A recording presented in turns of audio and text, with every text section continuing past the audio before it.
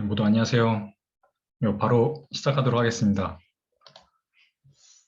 오늘은 경기 침체에 우선 이야기 좀 하고, 그 엔화, 새로 찾은 곳이 엔화입니다. 예전부터 보고 있던 건데, 슬슬 이제 좀 다음 투자처도 좀 생각을 해야 돼서, 다가 이제 엔화를 찾게 됐습니다. 그리고 이제 근래에 저희가 스위칭을 했죠.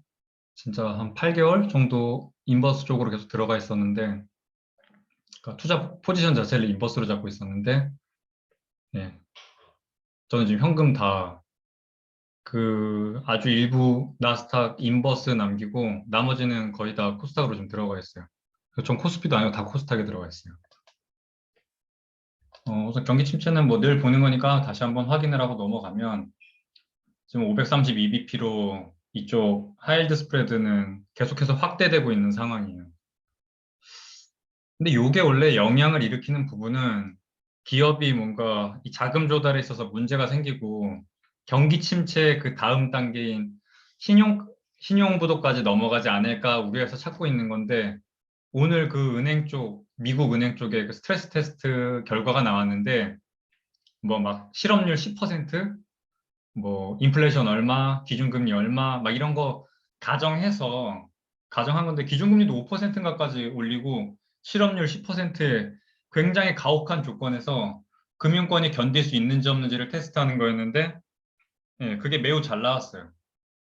그래서 금융 쪽에서의 그런 리스크, 신용부도와 관련된 부분은 안전하다라고 어느 정도 이제 공식화된 상황입니다. 저번 시간에 말씀드린 것처럼 미국 은행과 이 대한민국의 은행은 굉장히 큰 차이를 가지고 있는데 특히 그 중에서도 이 리스크를 민간은행이 이제 리스크를 자체 테이킹 하느냐 아니면 지금 미국 은행들처럼 그냥 중간 중개상처럼만 하고 그 가게와 이제 이 전주와 가운데에서 그냥 중개상 역할만 하고 어느 일정 부분 이제 수수료만 챙기는 방법을 취하고 있는 미국의 금융 시스템은 확실히 우리보다 좋을 수 있어요. 그리고 계속해서 말씀드리지만 작년 4분기 발표했던 그 1월에 미국의 이제 금융사들의 실적 발표에서도 대손 충당금을 엄청 많이 쌓아요. 확실히 미국은 뭐 서브프라임 모기지 그것도 있었고 08년 금융위기 뭐 이런 걸 겪으면서 충분히 이런 금융단에서의 문제가 생기는 부분들을 확실히 뭔가 규제로서 잘 막고 있어요. 그게 이제 이번에 딱 나온 게 그런 스트레스 테스트를 했을 때 굉장히 잘 막았다라는 게 나와서 제가 생각했던 그 3탄 첫 번째 1탄이 유동성 축소, 2탄이 경기 침체, 3탄이 이제 신용부도인데 신용부도까지는 갈 위험은 많이 줄어들었어요. 근데 미국장만 그런 거고 그거는 오히려 그게 더 문제예요. 이 스트레스 테스트를 잘 넘었다고 해서 마냥 좋다고 생각할 게 아니라 우리나라는 그럼 우리나라 입장에서 생각해 보면 우리나라는 국내 사정상 기준금리를 올리기가 굉장히 어려운 상태인데 국내 사정이 지금 어쩔 수 없이 저 선진국인 미국의 달러가 너무 달리다 보니 우리나라도 쫓아가야 되는 상황인데 지금 미국의 이 기준금리 인상이랑 뭐 실업률이 높아졌을 때의 그런 리스크 부담이 적다는 거를 이번에 테스트를 통해 확인을 한 거예요. 그 말은 뭐냐면 앞으로 연준이 기준금리를 올리는 데 있어서 뭐 실업률 올라가고 이런 고용 단계를 해치는 부분에 있어서는 오케이 거기까지 내가 지금 기준금리 인플레 때문에 어쩔 수 없이 빡세게 올리긴 하는데 거기서 생기는 리스크는 금융단까지는 넘어가지 않고 그냥 실업률 좀 증가되고 고용시장 좀 해치는 정도에서 끝난다. 그걸 확인한 거예요, 어떻게 보면. 연준이 기준금리를 많이 올리면 이번에 만약에 저 테스트에서 부러졌다고 쳤을 때 기준금리를 많이 올려서 실업률이 증가하고 뭔가 경기 침체가 그렇게 왔을 때 금융까지 깨지는 게 이번에 만약에 금융까지 이게 리스크가 큽니다라고 나왔다면 오히려 연준의 스탠스가 긴축을 빠르게 당기는 것에 있어서 좀 부담을 느낄 수 있거나 뭔가 천천히 긴축을 하거나 그런 식의 속도 조절이 가능했을 텐데 오히려 이번에 은행단에서 이 금융 쪽에서는 그래도 괜찮네라는 걸 확인한 거예요. 그럼 문제는 연준 입장에서는 계속해서 긴축을 빠른 속도로 땡길 거고, 그럼 우리나라는 어떻게 할 거냐는 거예요. 그래서 저는 사실 이번에 이거 스트레스 테스트 잘 나왔다는 말 들었을 때 조금 놀랬어요. 무섭기도 하고. 어제도 파월이 말할 때 분명히 지금의 인플레이션은 소비 과잉으로 인한 인플레이션이고, 긴축을 진행하면서 생길 수 있는 실업률 인상은 불가피하다라고 말을 했어요. 연준의 점도표가 사실 3월, 6월 점도표를 봤을 때는 그 실업률 올라가는 거랑 기준금리 땡기는 거랑 비교했을 때 필리스 곡선을 어떻게 보면 전적으로 부정하는 그런 발표를 한 거예요. 필립스 곡선에 대해서 완전 반박하는 지표들을 던져놓은 거였어요. 그 점도표랑 미래 전망치랑 그런 걸 봤을 때는. 근데 다시 어제는 파월이 했던 말을 비춰보면 어느 정도 고용시장이 해치는 거에 대해서 용인하겠다라는 걸 밝힌 거예요.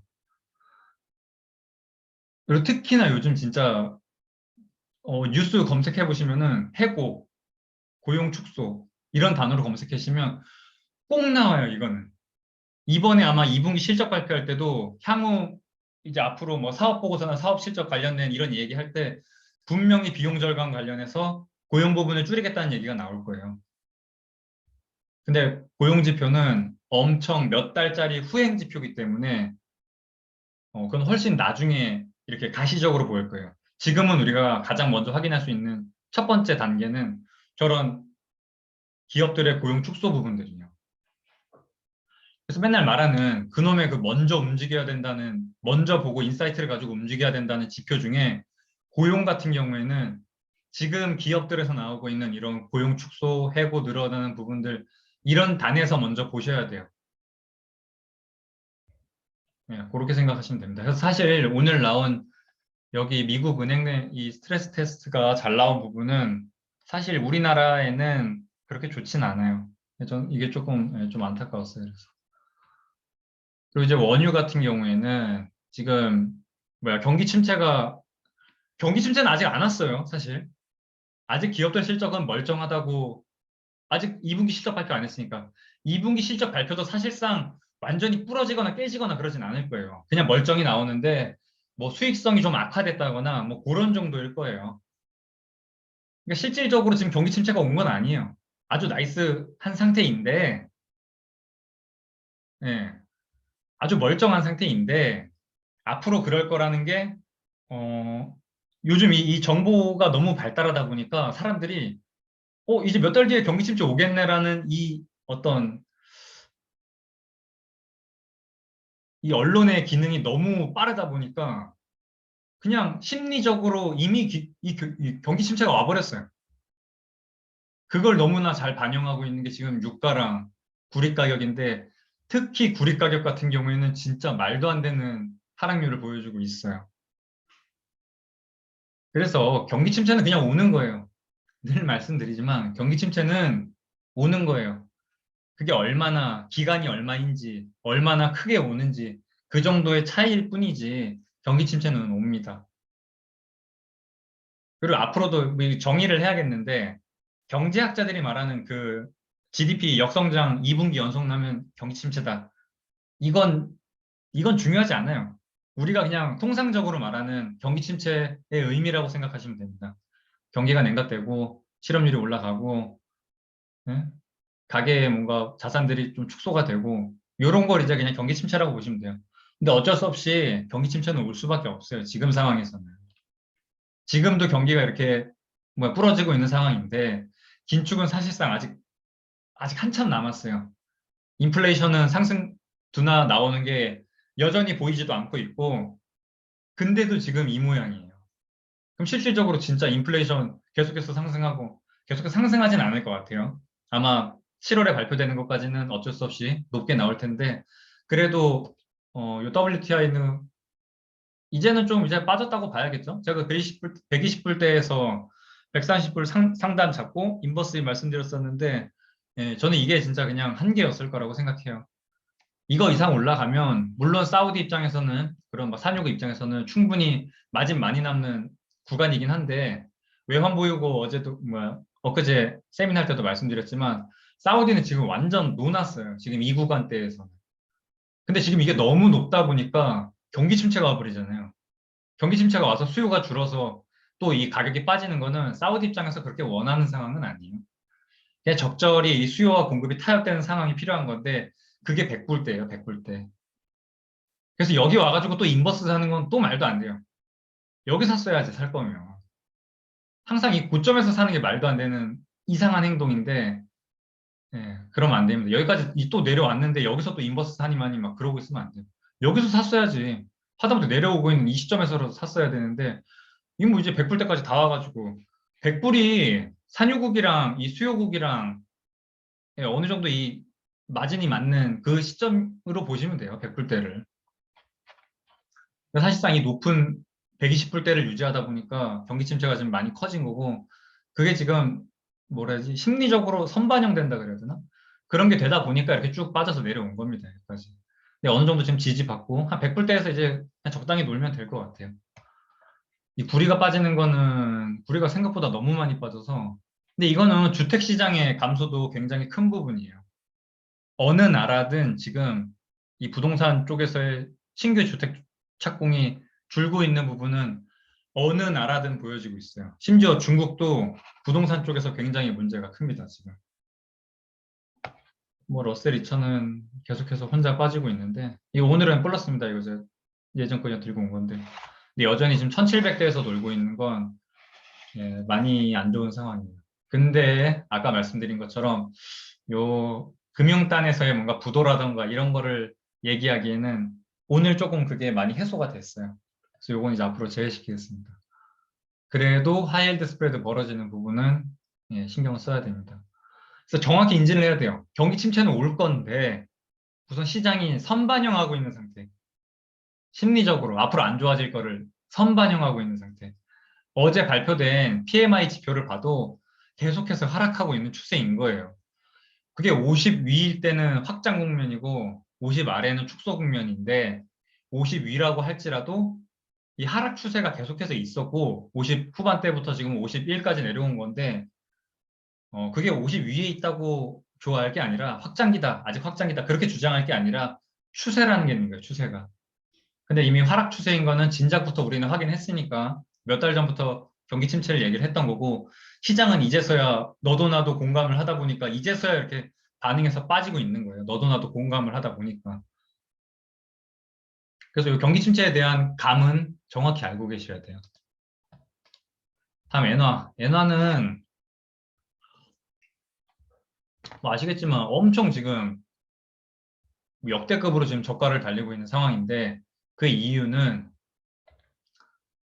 우선 요 10년물 금리를 저기 뭐 일본의 중앙은행이 임의로 25bp에다가 고정을 해놓고 있어요.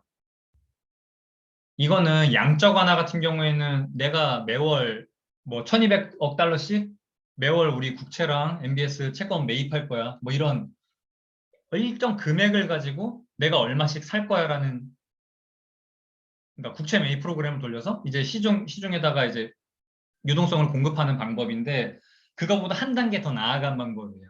더 적극적인 부양책을 사용하는 방법이 이 금리를 여기다 박아버리는 거예요. 어떤 식으로 하냐면은 그냥 금리를 25bp에다 맞추는 거예요. 사람들이 뭐 팔거나 던지거나 해서 이게 뭐 이제 올라가는 거니까 국채 가격이 내려가는 거죠. 국채 가격이 내려가지 않게끔 니네가 시장에 던지는 족족 우리 일본 중앙은행이 다 매입해 버릴 거야. 금액을 정해놓는 게 아니라 이 금리 자체를 결정해놓고 부양책을 쓰는 게 YCC라 그래서 일드 커브 컨트롤이라 해서 YCC라 그래요. 그냥 이 금리를 정해놓고 하는 거. 양적 완화는 일정 금액만큼만 내가 매월 얼마씩 사겠다라고 한다면 그거보다 하나 더 나아간 부양책이 요 YCC. 일본 같은 경우에 25bp에 박아둔 겁니다. 그래서 가끔씩 채팅방에서 제가 막 30 몇 bp 이렇게 올라간 거 보고 엄청 놀랬던 이유는 이게 깨졌다는 얘기거든요, 사실상. 30 몇 bp면 분명히 BOJ가 25bp에 고정을 하겠다고 했는데 갑자기 30 몇 bp로 튀었다는 건 사람들이 막 던진 거예요, 저거를. 저 국채 가격, 이제, 뭐야, 미국, 일본에 대한 국채를 시장에다가 던져서 임의로 가격을 끌어올린 건데, 그 일순간에 사건들이 계속해서 튀어오른다는 자체가, 요즘은 이 YCC가 조금 흔들리고 있다는 방증이죠, 그게. 그리고 뭐 뒤쪽에도 말씀드리겠지만, 이 전 세계에서 금융 뭔가 이렇게 허브의 역할을 하는 5개 중앙은행이 있는데, 뭐 스위스, ECB, 그다음 영국, 파운드와 그다음 일본, 미국 이렇게 있는데 생각해 보시면 스위스도 근래 기습으로 50bp 올렸죠. 거긴 마이너스 0.75%였는데 그거를 50bp 기습 인상하면서 마이너스 0.25%로 올렸어요. 또 어디 있어? 이제 ECB도 7월부터 금리 인상한다고 했죠. 6월까지 국채 매입 프로그램 종료하고 7월부터 금리 인상 25bp 시작하겠다. 8월에 없고 9월에 다시 금리 인상 25bp 할지 50bp 할지 그거 논의하고 있어요. 그러니까 지금 다 항복한 거예요. 계속 이 경제가 부러지니까 끝까지 이 양적 뭐야 이 완화 정책을 계속해서 고수하다가 진짜 인플레이션 때문에 어쩔 수 없이 은행들이 돌아서고 있는데 정말 마지막 최후의 1인이 남은 게 지금 요 BOJ예요. 그게 지금 요 25p에 고정이 돼 있는데 저는 이게 못 갈 거라고 보고 있는 거예요. 이게 한 달짜리 N달러 차트 잘라온 건데 요 이렇게 뭐야 이 엔화의 가치가 엄청 절하되어 있는 상태예요. 근데 일정 부분 올라가고 나서부터는 멈춰 있어요. 뭐 136까지. 제가 그때도 뭐 140불 아래, 140엔 아래에서는 충분히 가능하다. 이거 예전에도 누가 저한테 엔화 관련해가지고 투자 어떠냐고 물어봤었는데 제가 하지 말라 그랬었어요. 그 일본의 경상수지 적자 관련해서 막 설명해 주면서 기억하실 거예요. 그때도 이 YCC를 너무나 강력하게 주장을 하고 있었던 상태이기 때문에 저 엔화 계속해서 떨어질 거니까 아직은 들어가지 마세요라고 얘기를 드렸던 거고 근데 그게 어느 정도 한계에 도달된 상태로 보여요. 저는 원래 140불 상단으로 잡고 있던 상태였는데 136불 여기서 지금 N이죠, N. N이 지금 꺾여 있는 상태고 음, 네, 이 정도면은 나중에 그러니까 지금 당장 들어가자고 하는 건 아니고 저희가 지금은 뭐야 나스닥 인버스에 들어가 있다가 지금 코스닥으로 스위칭된 상태인데 이 뒤에 투자 전략에서 말씀드리겠지만 정리가 될 거예요. 그 코스닥에 대한 투자 부분은. 그 다음에 들어갈 곳이 다시 나스닥 인버스인데 7월 2분기에 먹고 나서 7월 2분기 실적 발표에서 경기 침체가 이제 어느 정도 실적 부러지는 거 나오면서 그 고밸류를 해소했던 고퍼를 해소했던 부분이 다시 어닝이 부러지면서 다시 이 P가 상승하는 거를 해소해야 되는 그때 그거 해소되고 나면 더 이상 딱히 먹을 자리가 보이진 않아요. 원래 그때 이제 TLT로 넘어가려고 그랬는데 그 시점에서도 여전히 양적 긴축은 진행될 거고 그래서 그 뜨는 시간에 뭘 할까 계속해서 찾고 있었는데 슬슬 요즘 보이는 게 요 엔화입니다.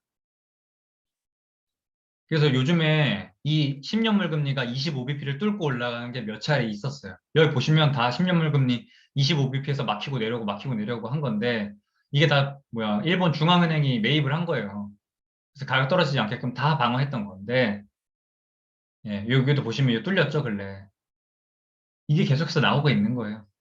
그러니까 슬슬 풀릴 수밖에 없고 지금 최후에 남은 게요 일본인데 일본도 결국엔 저 YCC를 해제하는 순간 이거 급락할 거예요, 급락.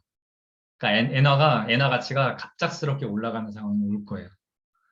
그래서 이걸 들어가자고 말하고 있는 거고 지금 요거는 5년짜리로 제가 잘라온 건데 예전에도 이렇게 낮은 수준이 있긴 했어요. 이 9.5까지 내려온 적이 있었는데 그때도 이거 사면 돈 많이 번다 그랬었죠. 이거 9점 몇에서 11점까지 갔다 왔잖아요. 근데 그게 지금 다시 엄청 내려와서 여기까지 와 있는 상태고 그래서 원래 엔화를 직접적으로 드는 거는 그건 말이 안 되죠, 사실. 그렇게 투자하는 건 말이 안 돼요. 그래서 예, 이게 엔화 ETF입니다.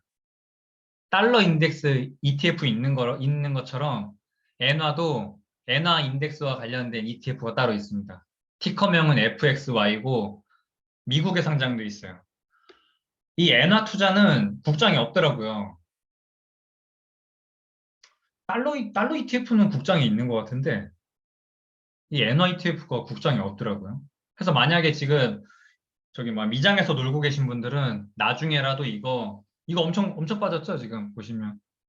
5년짜리로 들고 온 건데 엔화도 굉장히 기축 통화 중에서 이 뭐야 안정적인 통화.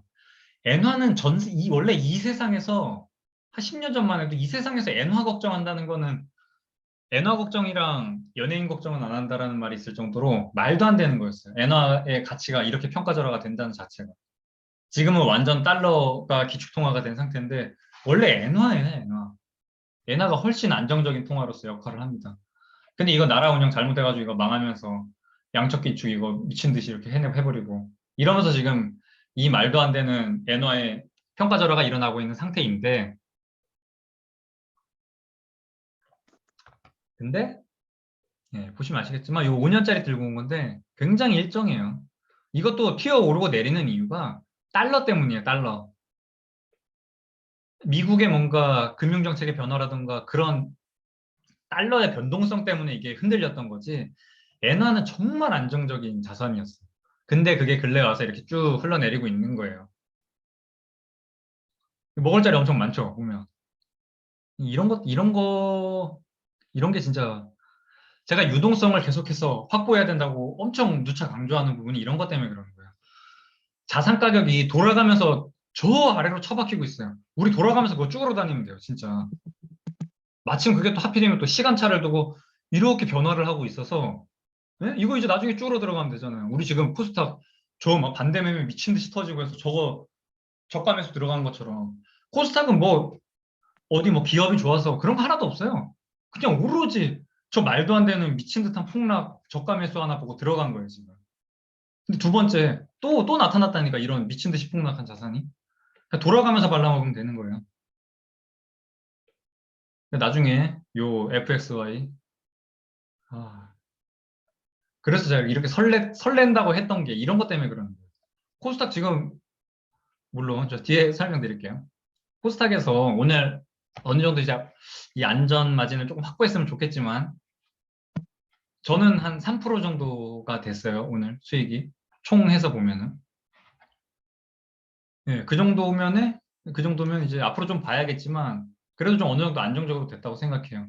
오늘 외국인 수급만 봐도 코스닥 이렇게 많이 산 게 역대급이래요. 역대급. 두 손가락 아니래요, 진짜. 역대급으로 두 번째인가 그렇다고 들었어요. 자부빈 들어가면 안 됩니다. 네, 그래서 요거 빠진 부분 먹으러 들어갈 거예요. 그 이유는 지금 YCC가 근래 뚫리고 있는 상태고 엔달러도 어느 정도 고점을 찍어서 여기서 횡보하고 있는 구간이고 그리고 이제 뭐야 주요 전 세계 선진국 중에 주요 중앙은행들 중에서 스위스도 결국엔 항복했고 긴축으로 돌렸고 스위스도 한 10년 만인가에 돌린 거예요. 스위스 돌리고 ECB가 10년 만에 돌렸다. ECB가 10년 만에 돌린 거고 스위스도 한 10년 넘게 기준금리 인상 안 하고 있다가 이제서야 한 번 한 거예요. 근데 그게 심지어 50bp나 땡겼다고.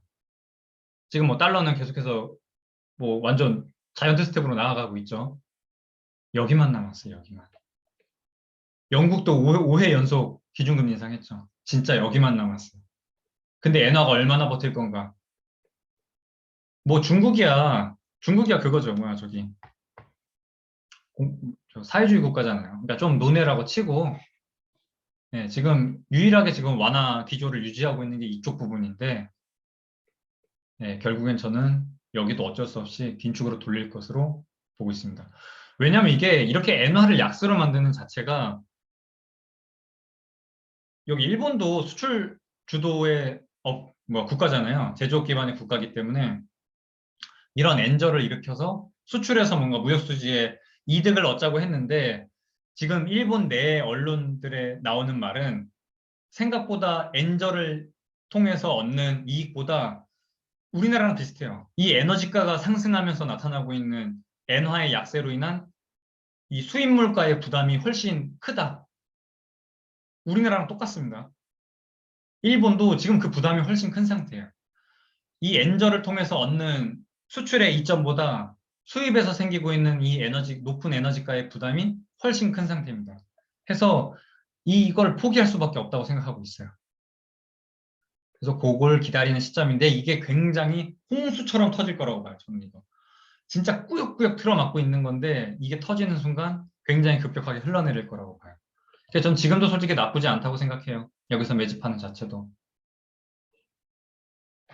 그래서 진짜 살 거 없으면 저 뭐 달러 가지고 쓸데없는 거 사지 말고 예? 2분기 어차피 실적 안 좋을 거 너도 나도 이젠 하나하나 눈치채고 있단 말이에요. PMI가 박살나고 있으니까. PMI랑 ISM PMI 같은 경우가 그게 진짜 딱 박살이 나면은 그건 그냥 실적 무조건 빠져요. 그리고 특히 요즘에 EPS 추정치 보면 계속해서 하락하고 있어요. 그 기조가 보이고 있고 뭐 애널들에서 추정하고 있는 것도 계속해서 하향 되고 있는 상태예요. 그리고 지금 EPS가 유지되고 있는 이 S&P 500에서 유지되고 있는 부분은 에너지가의 상승으로 인한 에너지 주식들의 이 상승세로 막 틀어막고 있는 거예요. EPS가 높은 것 중에 하나가. 그 에너지 기업들 쏙 빼고 나면 빠지고 있어요. 근데 거기서 쓸데없이 나스닥 잠깐 반등 발라먹으려고 이상한 거 사지 말고 차라리 이거 사두세요. 진짜 나쁠 게 하나도 없어요, 이거는. 진짜 그냥 몇 년 들고 간다고 쳐도 이건 들고 가세요. 예, 전 진짜 지금 달러 자산으로 살 게 딱히 안 보이는데 저 같으면 저거 사라고 할게요. 질문 이따가 말씀드릴게요. 우리가 지금 스위칭을 했죠. 인버스에서 다시 이제 가자로 스위칭이 된 상태인데 국장 입장에서는 저는 이제 달러로 받고 환율 부담 때문에 달러를 못 바꾼 상태여서 계속 이 국장에서 나스닥 인버스 사고 그거 마침 또 국장에 있으니까 그냥 그거 팔고 코스닥에 다 들어가 있는 상태인데 어, 우리는 무조건 일단 이 환율이 떨어지는 게 좋죠. 미국에 계신 분들이 이게 오르는 게 좋겠지만 요 미국의 달러 인덱스에 따라서 요 원달러 환율이 움직이게 되는데 뭐 이건 그냥 한 1년짜리 차트 갖다 놓고서 비교해 보시면 한 방에 눈에 들어올 거예요. 그냥 요거 따라서 원화의 가치가 어떻게 되든 어지간하면 달러 인덱스에 따라서 그냥 움직일 뿐입니다. 근데 이 근래에 나온 상황을 보면 좀 이상해요. 여 보면 상승세 있죠. 여 보면 상승세 있고. 근데 그 다음부터 좀 이상해요.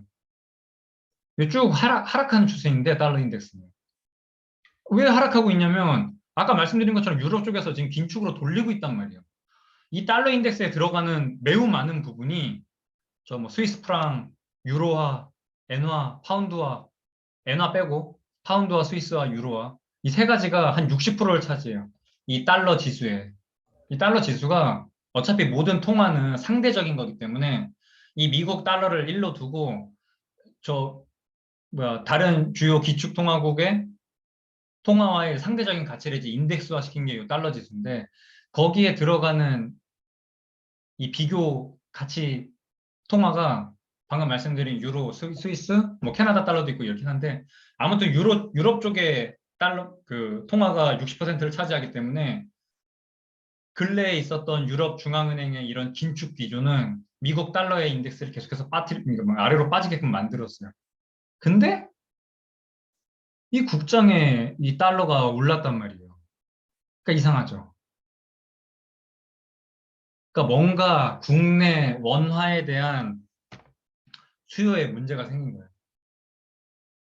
더 이상 이제 원화에 대한 수요가 그러니까 이전보다는 줄었다는 얘기가 되겠죠. 이거 원화 한번 되게 많이 빠지면서 급격하게 한번 빠진 날 있죠. 1%인가 2%인가 빠진 날이 있었는데 자 그날도 막 아니 어떻게 한 나라의 통화 가치가 이렇게 움직이냐 막 이런 말을 했었는데 그 뒤에 제가 이 원달러 환율 설명드리면서 이 달러 인덱스는 미리 움직여서 이 원화가 하락될 부분을 모멘텀이 엄청 축적이 되어 있는 상태였는데 마침 그날 한 방에 폭발하면서 쭉 한 30원, 40원이 한 방에 빠진 거다라고 설명을 드렸었어요. 그러니까 그 이전부터 이미 달러 지수가 굉장히 빠진 상태였다. 근데 그게 아직 원화 쪽에서 반영이 안 돼서 눌려 있다가 한 방에 쭉 아래로 뺀 겁니다라고 설명을 드렸었거든요. 저는 이것도 비슷하다고 생각해요. 이미 미국 달러 인덱스 자체는 굉장히 아래로 빠진 상태고 왜 빠졌냐면 유럽의 중앙은행들이 긴축을 하면서 빠졌어요. 근데 원달러 환율은 상승이 하고 있는 상황이고 이 부분이 제가 봤을 때는 요게 한 방에 모여서 넘어올 거라고 보고 있어요. 저는 그래서 원달러 환율 분명히 큰 폭으로 하락해서 다시 뭐 1200원까지 가는 건 말도 안 되고 1250원에서 피봇돼서 움직일 거라고 보고 있어요. 그래서 요거 하락되는 분까지 사실상 코스닥에 투자한 상태가 좋은 상태입니다. 원달러 환율은 뭐 이 정도로 정리하면 될 것 같고 아무튼 이 달러 인덱스랑 지금 이 원달러 환율이랑 좀 스프레드가 벌어진 상태입니다. 어디를 따라갈지는 모르겠지만 앞으로 나올 저 중앙은행의 유럽 중앙은행의 긴축 정책 때문에 어쩔 수 없이 달러 인덱스는 추가적으로 더 하락할 부분들이 있습니다. 달러 인덱스가 상승한 게 지금 보시는 것처럼 달러가 강달러로 넘어가면서 이렇게 쭉 빠졌는데 지금 요 유로도 이제 긴축으로 돌렸죠. 스위스 중앙은행 50bp 금리 아까 올린 거 말씀드렸고 영국의 중앙은행도 5회 연속으로 금리 인상하고 있고 엊그젠가에 나왔었죠. 이 영국 소비자 물가 9.1%로 40년 만에 최고치였고 40년 만에 최고치면은 뭐 10살 때부터 뭐 동전 들고 다니면서 깎아 사 먹었다고 치면 지금 한 50살 되신 분도 한 번도 보지 못한 물가를 겪고 있는 거예요. 그러니까 연세 50세까지도 이런 물가를 겪어본 적이 없는 거예요. 그 아랫사람들은 40대까지도. 그런 걸 겪고 있는 거예요. 지금 유럽 쪽에서. 그리고 특히나 하나 더 나오는 게 유럽 쪽이 근래 이 에너지 관련돼 가지고 공급 부족 때문에 문제를 많이 겪고 있죠. 심지어 러시아가 너무 밉긴 미운데 너무 밉고 응징해야 되니까 뭐 천연가스 제재안에 뭐 유가 뭐 제재안에 뭐 이런 걸 하긴 했는데 실질적으로 얘네 상태가 자기네 나라가 망하게 생겨가지고 좋지 않아요. 진짜로 자기네 나라가 망할 정도로 그러니까 망한다는 게 뭐 진짜 디폴트 나는 건 아니겠지만 이렇게 물가가 한번 튀어서 날아가 버리면 이거는 진짜 잡기가 쉽지 않아요. 그러니까 영국 중앙은행이 우리나라도 못하고 있는 5회 연속 금리 인상 이런 걸 하고 있는 거예요. 우리나라보다 우리 친흥국인 우리나라보다 파운드화를 쓰고 있는 영국이 더 빨리 땡기고 있는 거예요. 이걸 아니까. 그 심지어 영국은 에너지 물가를 정부가 통제하고 있었는데 그 에너지가에 대한 상한선을 연말에 풀기로 했어요. 그래서 10월에 가서 물가가 이렇게 올라요, 에너지 물가가. 근데 10월부터 이제 겨울 들어가가지고 이제 치워지고 하면 수요는 더 늘어나겠죠. 그러니까 말도 안 될 거예요, 말도 안 되는 정도. 그래서 얘는 지금이라도 이 기준금리 빨 땡겨서 이 유로화 강세를 만들어내야 돼요. 이 유럽 쪽에 대한 유럽에 대한 통화의 가치 상승을 일으켜놔야 돼요, 얘네는. 뭐 20위는 뭐 말할 것도 없고 유럽도 지금 소비자 물가 40년 만에 최고치 찍고 있는 상태고 특히 독일 같은 경우에는 생산자 물가 30% 넘어요. 중국도 독일도 굉장히 이 제조업 중심 국가예요. 근데 생산자 물가 30% 넘어요. 그런 상태입니다, 지금. 그래서 여기도 일단 7월에 25bp 인상하는 거는 확정이 된 상태고 9월에도 25bp 올릴지 50bp 올릴지에 대해서 논의하고 있는 상태예요. 8월에는 없습니다. 그 22회의가. 여기서 말하고 있는 이런 유럽의 긴축 정책은 달러 인덱스를 떨구고 달러 인덱스가 떨어지면 원화 절하되고 있는 부분도 일정 부분 해소될 것으로 생각합니다. 투자 전략. 투자 전략은 일단 오늘 어제 들어가기로 했죠. 어제 들어가기로 해서 뭐 종목들 받아서 분석해서 오늘 지금 저는 세 종목 들어가서 세 종목. 코스닥에 있는 거 세 종목 들어갔고 이번에 코스닥에 들어간 이유는 나스닥 인버스 쳤던 거랑 똑같습니다. 양쪽 다 코스피랑 코스닥이랑 둘 다 과매도긴 한데 근래에 있었던 과매도를 일으켰던 이유는 반대 매매고요. 특히나 반대 매매는 개인 투자자들이 많이 일으키게 되는 건데 보통 뭐 기관 투자자면 손절매 치겠죠. 그냥 끝까지 부여잡고 있던 그 반대 매매가 나오는 거는 개인 자금이 많고 개인이 보통 신용 써가지고 투자되는 곳들은 코스닥이 훨씬 많습니다. 그래서 이 과대나 폭이 발생된 것도 코스닥이기도 하고 이렇게 저가 매수로 인한 반등이 나오는 것도 코스닥이 훨씬 세기 때문에 코스피가 아니고 코스닥으로 들어간 거예요. 나스닥 인버스 샀던 거랑 똑같은 거예요. 나스닥 인버스 살 때도 말씀드렸지만 기준은 S&P 기준으로 했었고 나스닥 기준이 아니라 지금 여기도 코스피 기준으로 움직이겠지만 일단 우리가 들어가는 건 변동성이 훨씬 큰 부분인 코스닥으로 들어가서 이번에 여기 진입을 한 겁니다.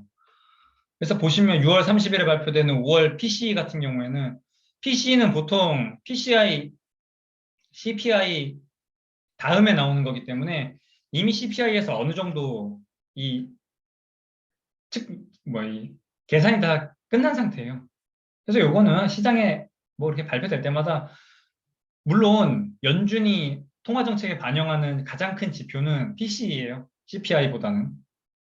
물론 그리고 PCE가 뭐 주택 부분에 대한 15%로 CPI는 31%, 32% 하고 PCE는 15%라서 주택 부분이 훨씬 낮긴 한데 그래도 어느 정도 겐토가 나와 있는 상황이기 때문에 시장에 큰 뭔가 이렇게 변동성을 주는 모멘텀으로 되기에는 좀 부족하다고 생각해요. 그리고 다음 나오는 6월 고용지표도 말씀드렸지만 한 석 달 정도, 1분기 정도 후행하는 지표예요. 근데 아직까지는 좋았죠? 이 경제 자체가. 근래 와서 급속도로 긴축을 반영하면서 막 고용이나 해고 막 이런 얘기가 나온 거지 없었어요, 아직까지는. 그래서 이것도 그냥 뭐 딱히 이슈가 될 것 같진 않아요. 그럼, 7월 13일에 있는 CPI, 이게 진짜 대박인 건데, 7월 13일이면, 우리가 지금 여기 6월 다음 주가 여기니까, 한 주, 두 주 하고도 며칠이 있어요. 월화하고 수요일에 발표가 되는 건데, 이 전까지 텅텅 비었어요. 아무것도 없습니다. 연준 인사들의 말발은 그냥, 이제는 제가 이제 딱히 사견에서 얘기를 안 하잖아요. 누가 뭐 이런 말 했네. 오늘도 뭐 블라드 뭐 얘기할 텐데, 저는 이제는 이 연준 인사들의 말 자체는 그냥 시장이 논란해 이러면 또 다음날 나와서 언제든지, 그거 내가 그런 의도로 한 거 아니야? 뭐 이런 식으로 할 수도 있고, 연준의 이제 이 발언은 크게 중요하진 않습니다. 누가 뭐래도 이거 보고 결정하게 돼 있어요. 연준도 함부로 말을 못 하는 게 이거 보고 결정하게 돼 있어요. 6월인데. 6월 CPI 보고 결정할 겁니다. 75bp 할지 50bp 할지. 지금 상황에서는 일단 75bp가 거의 확정적이라고 생각이 됩니다. 그래서 이 7월 13일 요때 전후로 일단 코스닥 정리하는 걸로 하고요. 그것만 해도 벌써 이 영업일만 봐도 열흘이 넘기 때문에 이 기간 동안 충분히 회복이 가능하다고 생각했어요. 과매도 구간이기도 했고. 그래서 요 기간에는 그냥 스테이 하면서 이번에 들어간 거는 이거는 제가 원래 이거보다 더 많이 하긴 했는데 그냥 올리진 않았어요. 너무 막 시가총액 낮거나 거래량이 없거나 뭐 그런 거는 그냥 뺐어요. 이 노란색은 사도 되겠다 싶은 거. 6개 추려서 여기다가 관심 종목에다 넣어놨던 거고요. 주황색은 사고 싶지 않은 거고 빨간색은 안 사는 거. 이건 안 살 거예요. 이게 공통점이 근래에 대차 수량이 엄청 많아요. 그 대차 수량 지금은 막 지수 다 오르고 이래가지고 그냥 오를 때는 상관이 없어요. 대차 수량 많은 거는 항상. 문제는 지수 단에서 급격한 하락이 나타날 경우에 이렇게 지금 대차 잔고 많은 친구들은 진짜 하락세가 어마어마하게 나와요. 그 지수 빠지는 거에다가 플러스로 더블로 나와요. 더블로. 마침 잘 됐다 하면서 하락 모멘트를 일으킬 때는 늘 말씀드리지만 이 환율 같은 경우에도 떨굴 때 하느니 깨작깨작 개입해서 하는 게 아니라 크게 한 방에 외화 팍 풀어서 한 방에 떨궈야 그래야 효과가 있어요. 그거랑 동일하게 이렇게 대차장고 많은 친구들은 공매도 세력이 한 방에 떨굽니다. 한 방에. 지수 3% 빠지면 막 그런 날 오면 좋다고 이거 다 던집니다. 근데 특히 ENC 이건 진짜 대차정보 엄청 많아요. DL도 제가 되게 좋았는데 이거를 그러니까 중립으로 돌린 이유는 신용이 늘고 있어요. 근래에 신용이 빠져서 급락한 부분에 대해서 이 반등을 먹으러 들어가는 건데 이번 작전은 이거는 신용이 늘어요. 그래서 이거는 뺐어요. 근데 그거 빼고는 나머지 다 좋은데 네, 그래서 이건 뺐어요. 삼성전자도 뭐 크게 먹을 자리는 없을 것 같아서 뺐고요. 말씀드려도 되나? 이제 오늘. 저 대덕전자랑 하나머티리얼즈랑 심택 들어가 있어요. 심택이 제일 많은 것 같고, 예, 하나머티리얼즈가 제일 적고, 하나머티리얼즈는 그래도 평단 좀 있게 들어갔어요. 이거 예, 지금 제가 한 49,000원 돈에서 들어가 있는 것 같고, 요거 두 개는 좀 많이 먹었어요. SK텔레콤도 좋고, 기아도 좋고, 포스코케미칼도 좋은데, 코스피 쪽은 안 골랐어요. 그냥. 그 코스닥의 반등이 훨씬 셀 것으로 생각을 했어. 근데 물론 뭐 빠질 때도 당연히 그 뭐 저쪽이 많이 빠지죠. 근데 외국인도 괜히 저거 지금 코스닥 주우러 온 게 아니라 저랑 똑같이 이 기초자산은 그냥 멀쩡히 이 회사들은 멀쩡히 일을 하고 영업을 하고 있는데 금융단에서 뭔가 이런 리스크가 생기면서 과도하게 가치평가절하가 일어난 거잖아요. 이 반대매매라는 부분들이. 그래서 이거 들어간 거예요. 이쪽 부분들. 그래도 나중에 가서 또 따라 사지 말고 이거 오늘 6% 올랐는데 살 거면 오늘 샀어야지. 여러분, 저도 이거 맨날 제가 하는 말 들어보시면 아시겠지만, 저는 리스크에 대해서 엄청 회피하려는 성향이 강해요. 저는 진짜 그게 엄청 강해요. 차라리 좀 조금 먹고 말지, 있는 건 안 된다. 그게 엄청 강한 사람이에요, 저는. 이거 정확히, 이거 뭐 질문 이따가 제가 말씀드릴게요. 저도 리스크에 대해서 엄청 회피하는 사람이고, 저는 운전할 때도 절대 크락션 안 울려요. 단 한 번도 울린 적 없어요. 몇 년 동안 운전해도. 그 이유가 뭐냐면 혹시라도 미친놈 만나서 뭔가 안 좋은 일 당할 것 같아서 그 아주 작은 100번 내가 빵빵 하다가 한 놈 잘못 만나서 뭔가 걸리적거리는 일이 생길까 봐 그 작은 확률에도 그 리스크 회피를 하려고 그냥 예, 그런 행동 자체를 하지 않아요.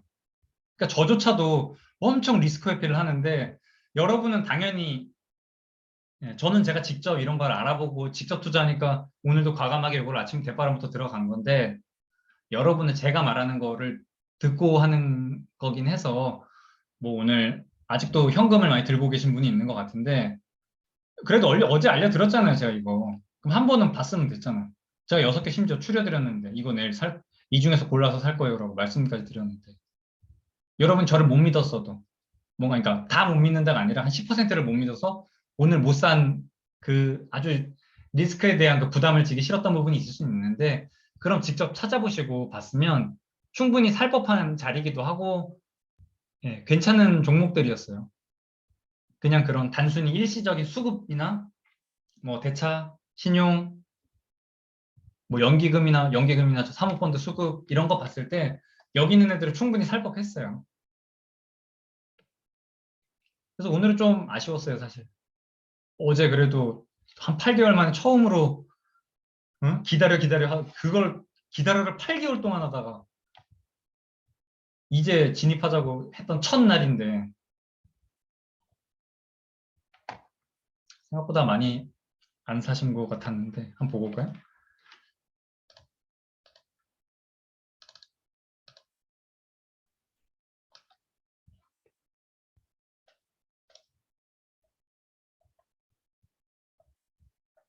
이봐 스테이 엄청 많잖아. 그래도 뭐 몇 분은 움직이긴 했네요. 현금에서 이게 저번까지 현금이 우리 엄청 많았잖아요.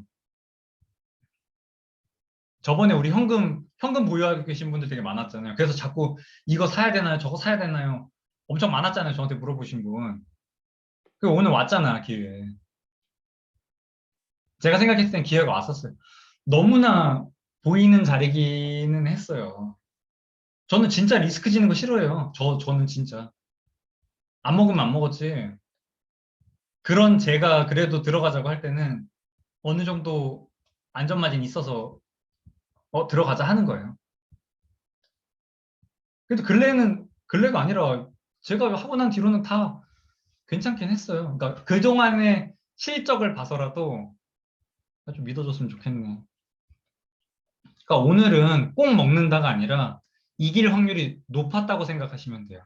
주식은 원래 어쩔 수 없이 확률 게임일 수밖에 없어요. 확신도 없고 확률인데 오늘은 내가 유리한 게임이었기 때문에 들어가자고 했던 거예요. 그 8개월 동안 스테이 하자고 했던 그거를 오늘 꺾은 이유는 스위칭한 이유는 이걸 한 거예요.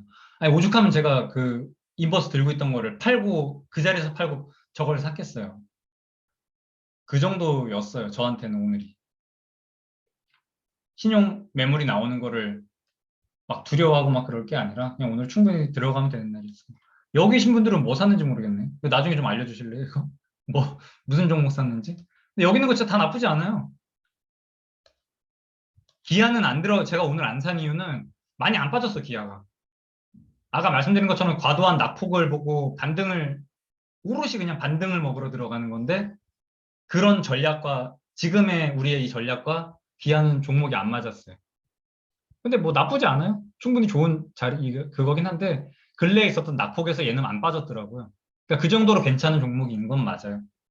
근데 지금의 제 전략과 맞지 않다 정도로 보시면 됩니다. 아무튼 이 스테이가 많네요, 생각보다. 43명이나 있네.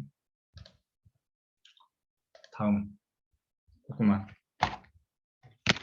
네, 끝입니다. 요약하면,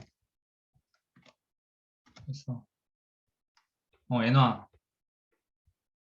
달러 자산 가지고 지금 미장에서 놀고 있는 현금이 있어서 살 거 없어가지고 그러고 있으면 지금 이거 사도 나쁘지 않고. 왜냐면 엔화는 이게 폭발적으로 오를 거예요, 폭발적으로. 이 YCC 해제하는 순간 진짜 폭발적으로 그 순간을 우리가 찾을 수 없기 때문에 저는 미리 들어가서 대기 타는 것도 나쁘지 않다 생각해요. 심지어 이거 엔화예요, 엔화. 리스크 적죠, 그러니까. 누누이 말씀드리지만 저도 리스크 진짜 안 좋아해요. 이건 지금 들어가서 스테이해도 나쁘지 않아요. 다음 뭐야? 원달러 환율. 원달러 환율은 내려올 것으로 보고 있는데 왜냐? 이 달러 인덱스랑 지금 원달러 환율이랑 스프레드가 벌어지고 있다. 얘는 하락 추세인데 얘는 올라가고 있고 그건 이제 원화에 대한 뭔가 이 국장에 대한 이 대한민국에 대한 뭔가 이 원화 수요가 줄었기 때문인데 그건 이 달러 인덱스 때문에 해소될 것으로 보고 있고요. 저것 또한 이제 코스닥에 어떻게 보면 좀 좋은 호재로 생각할 수 있죠. 이거 그리고 하나 말씀드리면 도대체 이 1,300원 가니까 뭐 나라 망하는 줄 알아. 뭐 금융위기가 왔네. 뭐 그런 여론 자체가 저는 너무 좋았어요. 뭐 반대 매매 터진다고 사람들 막 카톡방에서 날린다고 할 때 너무 좋았어요. 아, 이게 진짜 공포다. 이 사람들 진짜 공포 느끼고 있다. 라고 생각했어요. 저는 그래서 그 여론이 저를 사게 만드는 하나의 그거였어요. 아니, 맨날 롱 때리는 사람도, 그 롱 주장하는 사람도 어제랑 엊그제는 이 마이너스 4% 몇 번 당하니까, 이건 사면 안 된다. 이러더라고요. 그 사람이, 사면 안 된다 하니까, 이건 진짜 바닥인가 보다 싶었어요. 아, 물론 이거 월요일에 떨어질 수 있어요. 월요일에도 떨어지고 화요일에도 떨어질 수 있고 한데, 아무튼 제가 유리한 자리였어요. 그거는 분명해요. 저는 나중에 다시 이 자리가 오면은 누가 뭐래도 다시 진입할 거예요. 투자, 이거 다음 주, 한 주, 두 주까지는 스테이. 무조건 스테이 그냥. 왜냐면 이 7월 13일에 있는 CPI 발표 전까지는 텅텅 비어 있는데 보통 텅텅 비어 있으면 지금의 이 과도한 낙폭에 대해서 되돌림이 나온다. 오늘 어떤지 한번 볼까요? 오늘 거봐. 오늘 오르잖아. 오늘 2% 오르고 있네. 나스닥 2% 오르고 있네. 이렇게 텅텅 비면 오를 수밖에 없어.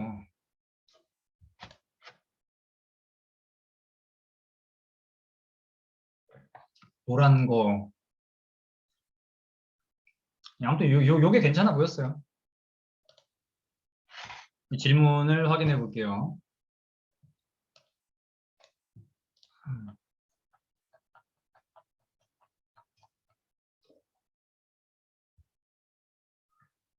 만약 BOJ가 금리를 소폭 올리더라도 미국과 일본 10년물 국채 금리의 차이가 좁혀지지 않고 일정하게 유지되거나 혹은 늘어난다면 엔화가 계속 약세를 보이지 않을까요?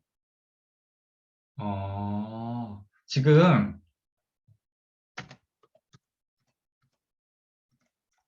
그 말이 맞으려면 선행이 돼야 되는 부분이 있는데 여기서 엔화가 약세를 보이고 달러가 강세를 보이는 이유가 오롯이 달러의 그러니까 엔화의 약세에다가 달러의 강세가 더해져서 이렇게 급격하게 이 엔화라는 통화 가치에 대해서 움직인 건데 말씀하신 대로만 생각을 하면 스프레드가 여전히 유지된다면 엔화가 여전히 약세를 보이지 않겠냐. 달러가 계속해서 달려나가면 엔화가 약세를 보이지 않겠냐. 엔화가 올리더라도. 그게 그렇게 보기에는 이건 꾸역꾸역 눌려놓고 있는 상태예요. 엄청난 모멘텀이 그냥 눌러놓고 있는 상태예요. 얘가 올라갈 거라는 거는 이미 10년물이라는 자체가 앞으로 10년 동안에 얼마나 올라갈지 이런 얘기예요. 단순히 지금 기준금리를 얼마 올린다 이런 얘기가 아니라 그 점도표에서 발표할 때 나오는 롱텀 레이트. 그래서 최종 몇 pp에 박을 거야. 이런 거 있잖아요. 그래, 올해는 3.5%까지 올릴 건데 점도표에도 보면 2점 몇 %로 돼 있잖아요. 그게 무슨 말이냐면 종국에 가선 떨굴 거란 얘기예요. 근데 그게 당장 내년, 내후년만 가도 떨근다라는 말이 나오고 있기 때문에 달러는 10년 동안 강세를 띨 거라고 생각하기에는 어려워요. 2년 동안은 강세를 할 수 있죠. 근데 10년물 국채 금리가 역전되고 그 부분은 사실상 그러니까 이 10년물 국채라는 금리의 특성상 이 짧은 금리 변동에 대해서는 사실상 이렇게 이 스프레드가 유지된다고 하더라도 이 엔화가 이 뚝 터지듯이 터져서 올라가는 거에 엔화 가치 절상에 비하면 훨씬 빠르겠죠. 엔화 가치가 올라가는 거랑 달러 가치가 올라가는 거랑 비교를 하면.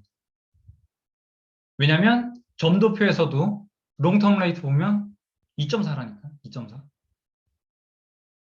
2년 뒤면 내린다는 얘기를 하는 거예요. 패드도.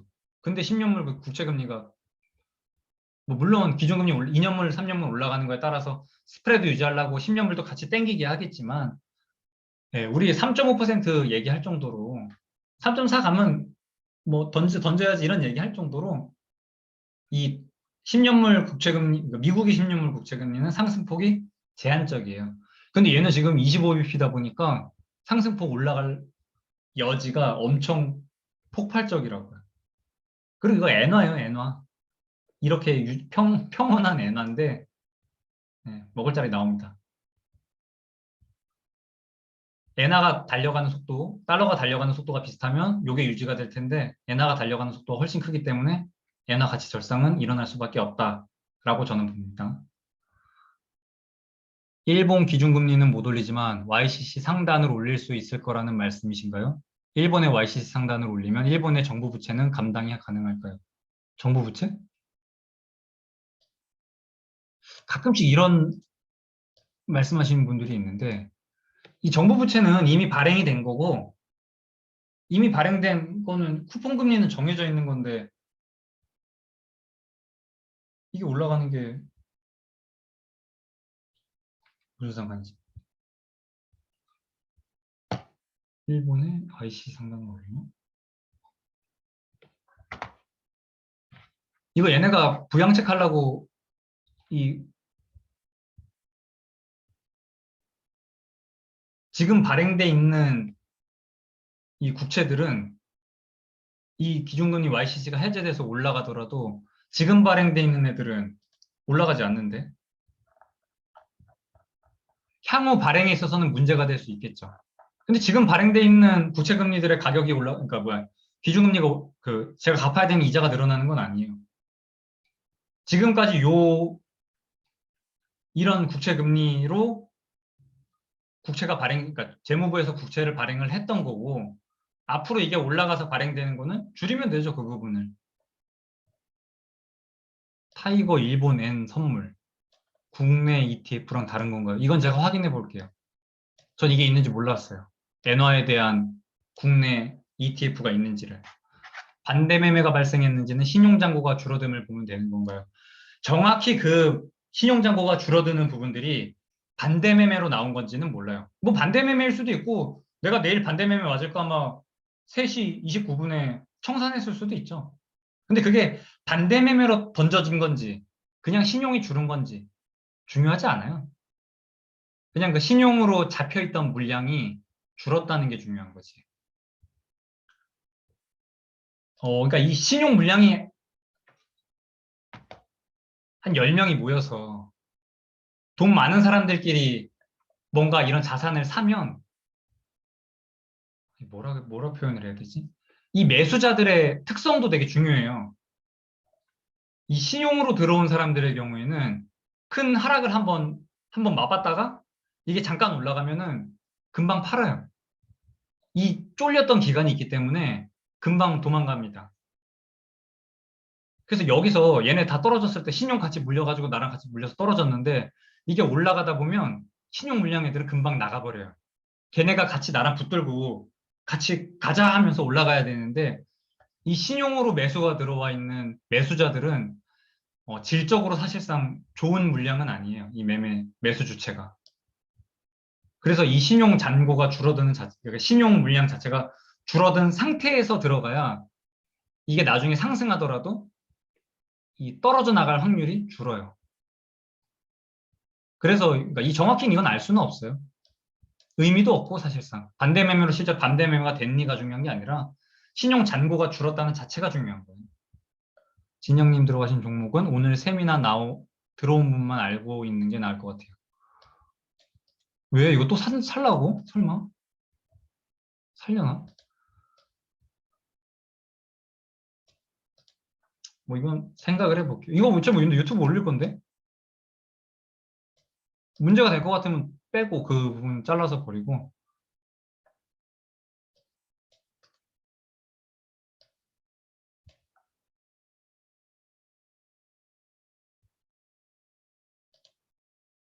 아니 일단 뭐 하루를 넘겼으니까 월요일에 어떻게 될지 모르죠.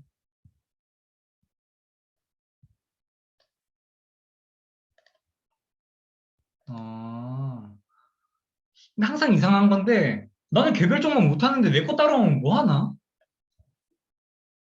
나는 내가 오늘 그 산 거 잘 몰라요. 퀀트를 조금 하는 퀀트랑 반도체 쪽에 조금 공부를 많이 하는 친구가 저 세 종목 저한테 추천해 줬어요. 그래서 실적이나 이런 게 좋다는 거는 제가 진작부터 알아서 저 종목들을 보고 있었는데 저 종목들이 과대낙폭이 보였어요. 그래서 저거 세 개 들어간 겁니다. 스테이 세뇌되어 있어서 매수 버튼 손 떼고 있다가 어버버하는 틈에 다 올라가서 못 샀습니다. 못 믿어서 안 산 거 절대 아니라고 말씀드리고 싶었습니다. 근데 어제 얘기해줬잖아, 어제. 종목들은 어제 얘기해줬잖아, 제가. 그럼 한번 보셨어야지. 저 어제 저거 이 던져주신 종목들 찾느라고 몇 시간 동안 모니터 2개 띄워놓고 보고 있었어요. 인버스, 미장 인버스죠. 제가 들고 있던 건 전부 다 미장 인버스였어요. 제 거 인증 한 번도 보신 적 없나? 아까 종목명에 노란 배경, 주황 배경, 빨간 배경은 어떤 차이가 있는 걸까요? 노랑.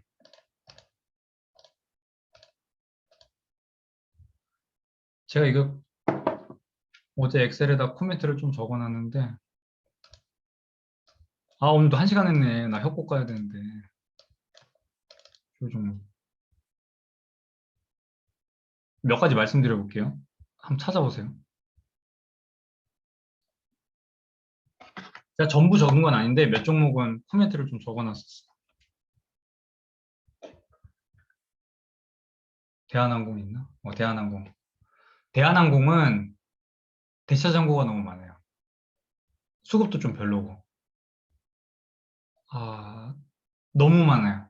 특히나 그리고 공매도한테 너무 많이 휘둘리는 거를 이 이력을 보니까 너무 휘둘렸더라고요. 그래서 안 샀고. 연기금 자금 이탈이 있었고, 쭉 읽어드릴게요. 대한항공은 연기금 자금 이탈이 있었고, 차트가 굉장히 무너진 상태고, 기아는 퍼도 낮고, 차트도 좋고, RSI도 돌고 있고 그래서 좋았어요. 근데 그냥 코스피여서 과대 낙폭도 아니고 해서 이번 투자 전략이랑은 안 맞아서 기아에 안 들어간 거고요.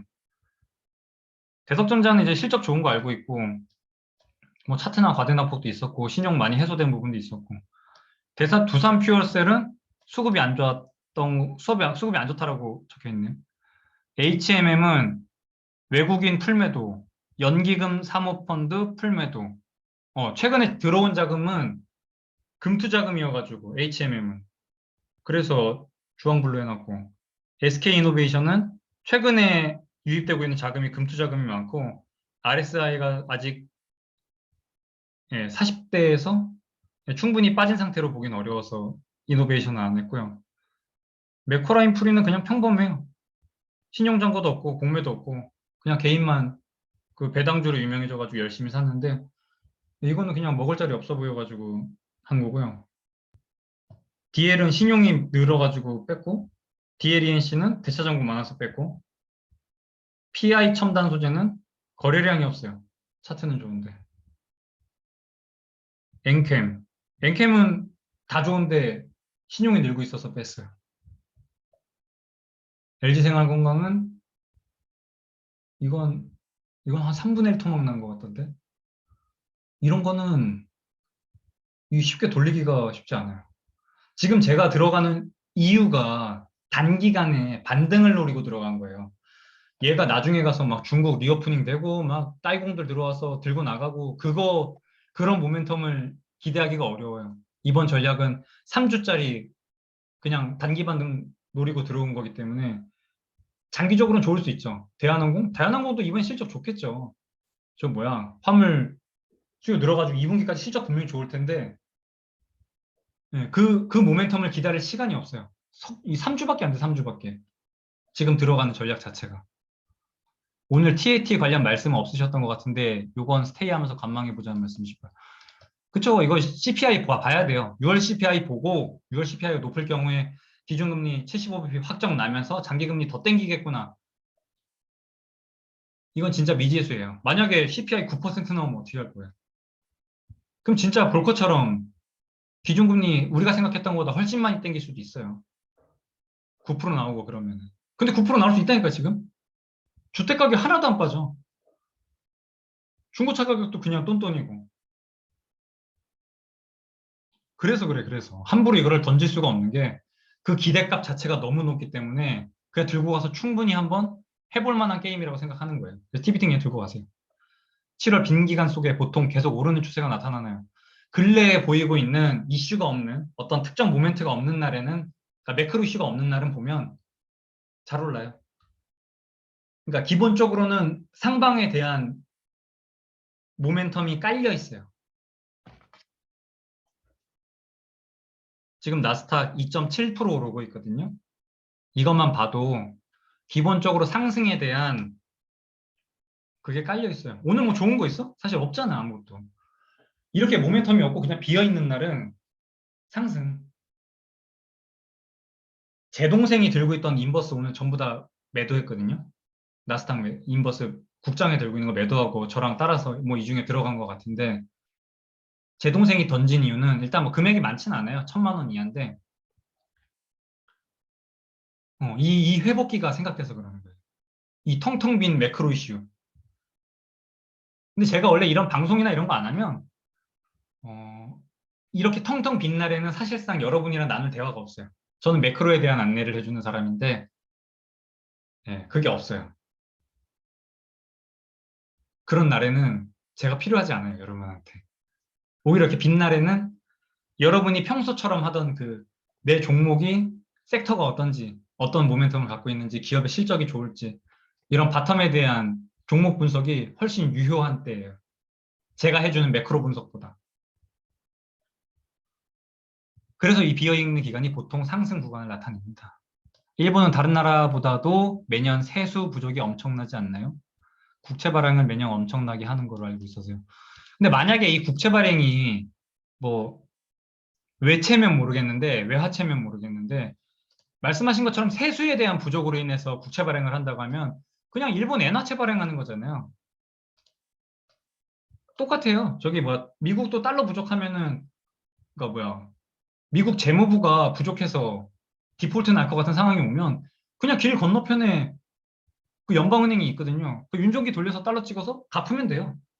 대신에 달러에 대한 뭐 어느 정도 이 패권이 좀 약화되는 부분이야 있겠죠. 그 부분을 감수하면서 그냥 사실상 미국은 정부가 디폴트가 날 수가 없어요. 무조건 날 수 없어요, 거기는. 그냥 윤전기 돌려서 찍어서 던지면 돼요. 엔화도 똑같아요. 엔화도 지금도 충분히 엔화의 약세를 감수하면서도 이렇게 하고 있으니까 나중에 가서 저거 뭐 1, 2% 뛴다고 해서 저 세수 부족한 거 충족할 정도는 충분히 할 수 있어요. 그리고 엔화에 대한 거기 때문에. 엔화 국채이기 때문에. 그냥 발행하면 돼요. 못 갚을 수가 없죠. 그냥 엔화 찍어서 던지면 되는데. 신유리 효과라 그러죠. 상관없습니다. 이 부분은. FXY는 엔화와 연동돼 있다고 말씀해 주셨는데 엔화의 상단은 어느 정도로 봐도 좋을까요? 이거 회복하는 정도로 보면 되지 않을까요?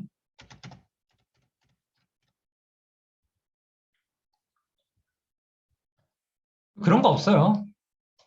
제가 맨날 보는 부분들은 한 5%까지는 저는 충분히 먹을 수 있다고 보는 거고 저 같으면 충분히 리스크 안고 올라갈 텐데 여러분 이거 그냥 5% 먹으면 정리하면 되죠. 상단이 얼마니 뭐 이런 거는 보고해야 돼요. 지금 제가 추천하는 이런 투자 전략들은 다 매크로 이슈 가지고 하는 거잖아요. 그러니까 이때 가서 또 매크로 이슈가 어떻게 될지 모르는 거예요. 이거 YCC 어떻게 해제하고 뭐 기준금리 인상을 어떻게 할지 단순히 그냥 양적 완화만 진행하는 정도로 YCC에서 후퇴해서 양적 완화 정도로 할지 뭐 금리 인상을 할지 그거 보고해야 돼요. 보고. 지금 제가 제일 싫어하는 게 이 가격 정하는 거잖아요. 이 가격을 뭐 어떻게 정해? 이건 심지어 차트에서 선 그을 수도 없는데 어느 매물대에 얼마나 많은지 이걸 어떻게 찾아요? 여기서 화폐에 대한 얘기를 하고 있는데 기초자산이 화폐인데 삼성전자, 뭐 현대차 그런 게 아니라 그래서 이거는 나중에 사게 되면 제가 보통 말하는 이런 안전적인 것들은 그냥 5% 깔고 가는 거예요. 5%. 5% 먹고 그 다음에 더 먹을지 말지. TBT도 그랬잖아요. 나스닥 인버스도 그랬고. 여러분이야 제가 산 다음에 오르는 거 보고서 들어와서 그런 거지. 저는 제가 사고 나서는 항상 안전마진 충분히 넉넉하게 들고 가요. 지금도 나스닥 오늘 매도한 거 보면 18%인가 해서 팔았는데. 질문 있습니까? 한 시간 했네. 질문 없으면 오늘 이만 하겠습니다. 수고하셨습니다. 질문 마지막 하나 더 받겠습니다. 최근 곡물, 유가 등 원자재가 떨어졌어도 주택, 중고차 등이 국건해서 다음 달 CPI 하락 요인에는 영향이 적을까요? 곡물하고 유가 같은 경우에는 선물로 거래되는 거예요, 선물로. 현물 거래가 아니라. 그래서 지금 당장 저 선물 가격이 떨어진다고 해서 급격하게 이게 나올 수가 없습니다. 그러니까 지금 거래되는 가격인 거예요. 나중에 인도받고. 그러니까 6월에 이렇게 조금 빠진 부분이 어디 있어죠? 유가. 유가가 지금 근래 며칠 해서 빠졌는데 선물이에요, 선물. 저 가격이 떨어졌다고 해서 급격하게 뭔가 CPI가 하락될 거라고 전망하기에는 어렵습니다. 그리고 100불 이상에서 노는 거는 여전히 높은 가격. 네, 수고하셨습니다. 안녕히 주무세요.